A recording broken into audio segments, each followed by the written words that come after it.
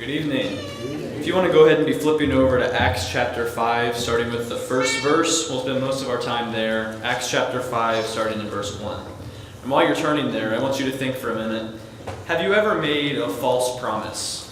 Now, more specifically, have you ever not fully kept a promise, whether that's intentionally or unintentionally? Just think of a time when you made a promise to someone and, again, intentionally or unintentionally, didn't fulfill that promise. We'll pick up in verse 1 of Acts chapter 5 and then talk a little bit more about that. But a man named Ananias with his wife Sapphira sold a piece of property.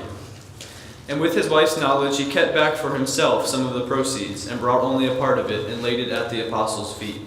But Peter said, Ananias, why has Satan filled your heart to lie to the Holy Spirit and to keep back for yourself part of the proceeds of the land? Then in verse 4, while it remained unsold, did it not remain your own? And after it was sold, was it not at your disposal? Why is it that you have contrived this deed in your heart? You have not lied to man, but to God. When Ananias heard these words, he fell down and breathed his last. And great fear came upon all who heard it. Now I want you to think of that promise, hopefully you thought of in your head, and wonder why you did that. What kind of false promises are you making daily that maybe you don't even realize you're making?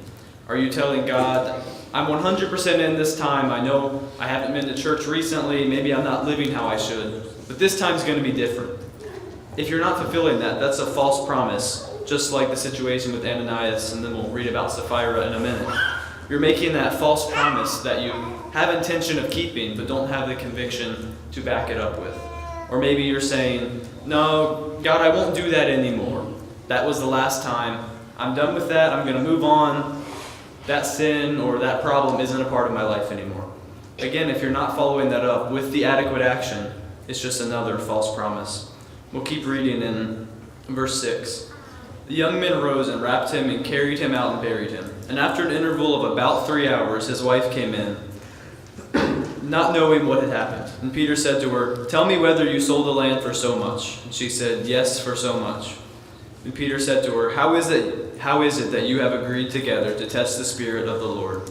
Behold, the feet of those who have buried your husband are at the door, and they will carry you out. And immediately she fell down at his feet and breathed her last. When the young men came in and found her dead, they carried her out and buried her beside her husband. And finally, in verse 11, and great fear came upon the whole church and upon all of those who heard those things. So our second point is, how are the promises that you're making and then not fulfilling, those false promises, how are they impacting those you care about, and even those you just come into contact with each day? We can see here that Ananias drug his wife into this false promise with him, that they conspired together, it says.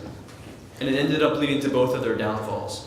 Are you purposely dragging other people into those false promises, or even unintentionally bringing them in?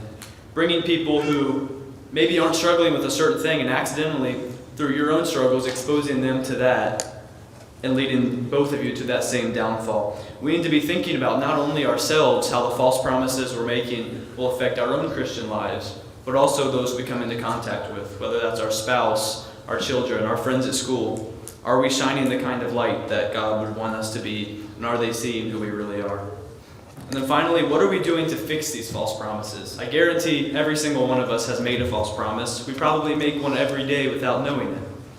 What are we doing to fix that problem? If you go all the way down to verse 41 in Acts, we've completely changed stories. But it says, then they left the presence of the council, rejoicing that they were counted worthy to suffer dishonor for the name. Now the context of this passage is some of the apostles were recently beaten because they refused to stop preaching the gospel. And they left rejoicing that they were counted worthy to suffer that dishonor of the beatings. Can we say that we're so all in and so full of truth for the gospel, trying our best to stay away from those false promises, that we would rejoice if we were beaten for it? Sometimes we like to think that we're good Christians because we're here all the time. But when you look at it, what the apostles went through and how they continued strong in it, and they did not back off from it at all. They kept their promises to Jesus. It really puts us almost in our place when we think about how we fail in those promises so often with such little resistance. So tonight, I leave you with the question, are you all in for Jesus, and are you all in committed to keeping those promises that you make?